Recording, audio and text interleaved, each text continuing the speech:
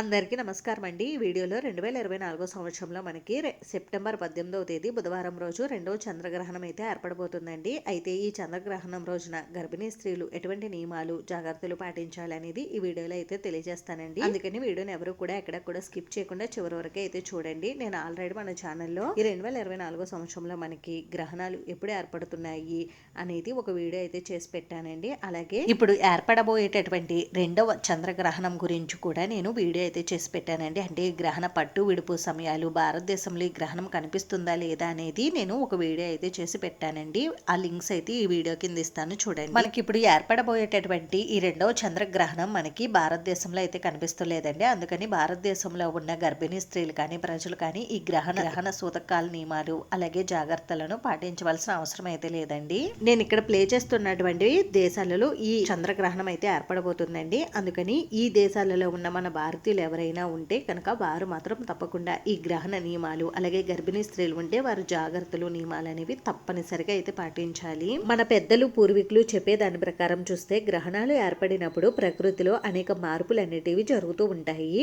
ఆ గ్రహణ ప్రభావం అనేది పుట్టపోయే బిడ్డ పైన అలాగే గర్భిణీ స్త్రీ పైన పడకుండా ఉండాలంటే గర్భిణీ స్త్రీలు తేలికపాటి గ్రహణ నియమాలను అయితే పాటించాలి. ఇలా చేయడం వల్ల తల్లికి పుట్టబోయే బిడ్డకి మంచి జరుగుతుందనే ఒక నమ్మకం అయితే ఉందండి. ఇప్పుడు గర్భిణీ స్త్రీలు గ్రహణ సమయంలో ఎటువంటి నియమాలు అలాగే జాగ్రత్తలు పాటించాలి అనేది ఇప్పుడు తెలుసుకుందాం. ఇప్పుడు మనకి ఏర్పడబోయేది చంద్రగ్రహణం కాబట్టి ఈ సమయంలో ఈ గ్రహణ సమయంలో గర్భిణీ స్త్రీలు బయట తిరగకుండా ఇంట్లో ఉంటేనే మంచిదండి. ఎందుకంటే గర్భస్థ శిశువు పైన ఈ గ్రహణ ప్రభావం అనేది పడే ఛాన్స్ అయితే ఎక్కువ ఉంటుందండి. అందుకని గ్రహణ సమయంలో గర్భిణీ స్త్రీలు బయట తిరగకూడదని అంటారు. ఒకవేళ మీరు బయటకు వెళ్లాల్సి వస్తే ఏదైనా గొడుగు కానీ లేదు అంటే దుప్పటి కానీ టవల్ కానీ ఏదైనా వేసుకుని మీరు బయటకు వెళ్ళవచ్చు. లేదు అంటే మీతో పాటుగా కొద్దిగా గరికను కానీ లేదు అంటే తులసి దళాలను కానీ పట్టుకుని మీరు బయటకైతే వెళ్ళవచ్చండి. అత్యవసరం అయితే తప్ప మీరు బయటకు వెళ్ళకుండా ఉంటేనే మంచిది. ఇంకా గర్భిణీ స్త్రీలు నిద్రించే బెడ్రూమ్ లో కూడా కిటికీ డోర్లు అలాగే కర్టెన్స్ అలాగే డోర్స్ అన్ని కూడా వేసుకుని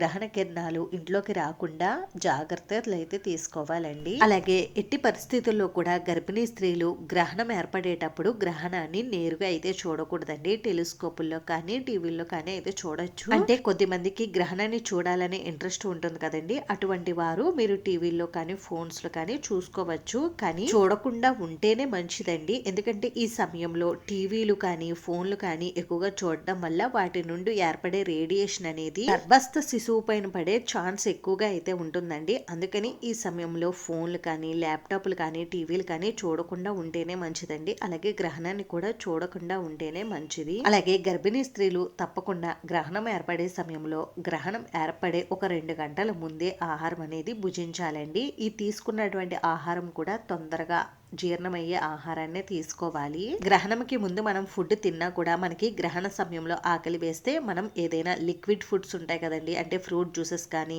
లిక్విడ్ ఫుడ్ అనేది తీసుకుంటే లిక్విడ్ ఫుడ్ తీసుకోవడం వల్ల ఈ లిక్విడ్ ఫుడ్ అనేది మనకి తొందరగా జీర్ణమవుతుందండి. అందుకని గర్భిణీ స్త్రీలు గ్రహణ సమయంలో ఇలా ఫ్రూట్ జ్యూసెస్ కానీ లిక్విడ్ ఫుడ్ కానీ తీసుకుంటే చాలా మంచిది. అలాగే గ్రహణం ఏర్పడే ముందుగా మనం ఇంటికి దర్భను అయితే తెచ్చుకోవాలండి. ఎందుకంటే ఈ దర్భను మనం తినే ఆహార పదార్థాల పైన అలాగే ఆహారాన్ని మనం నిల్వ ఉంచుకుంటాం కదండి, అంటే ధాన్యాలు పప్పులు వీటిపైన కూడా మనం కొద్దిగా దర్భను ఉంచుకోవాలి.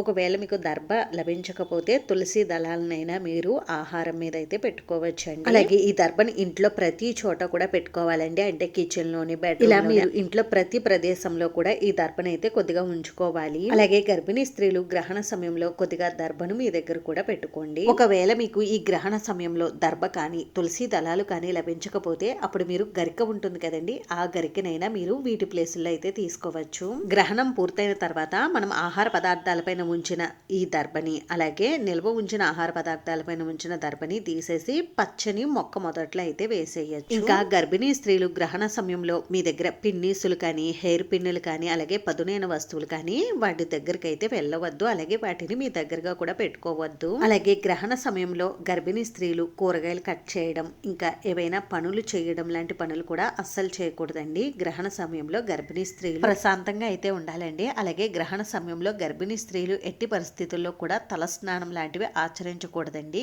గ్రహణానికి ముందు పట్టు, అలాగే గ్రహణం తర్వాత విడుపు స్నానాలు చేయవచ్చు, కానీ గ్రహణ సమయంలో మాత్రం తలస్నానం ఆచరించకండి. ఇంకా గ్రహణ సమయంలో మీరు ఒకే చోట కూర్చొని ఉండవచ్చండి. లేదు అంటే పడుకునేవారు ప్రక్కగా తిరిగైనా పడుకోవచ్చు, అటు ఇటు తిరగవచ్చండి పడుకున్నా కూడా. ఇంకా గ్రహణ సమయంలో శరీరానికి అలసట కలిగించే పనులు కానీ అవేమి కూడా చేయకుండా ప్రశాంతంగా అయితే మీరు ఒక చోట కూర్చొని దైవనామ స్మరణ అయితే చేసుకోవచ్చు. ఇంక ఇప్పుడు మనకి ఏర్పడేది చంద్రగ్రహణం కాబట్టి, చంద్రుడు మనసు కారకుడు కాబట్టి ఓం చంద్రాయ నమః అని అనుకుంటూ ఈ గ్రహణ సమయం జపంలా చేసుకోవచ్చండి. ఈ మంత్రాన్ని చదవడం వల్ల మనసు ప్రశాంతంగా అయితే ఉంటుంది. లేదు అంటే మహామృత్యుంజయ మంత్రాన్ని జపించడం వల్ల కూడా మంచి ఫలితాలు అయితే కలుగుతాయి. అంతేనండి, చూసారు కదా. ఈ వీడియో మీకు నచ్చితే ప్లీజ్ లైక్ చేసి, షేర్ చేసి, సబ్స్క్రైబ్ చేసుకోండి. Thanks for watching.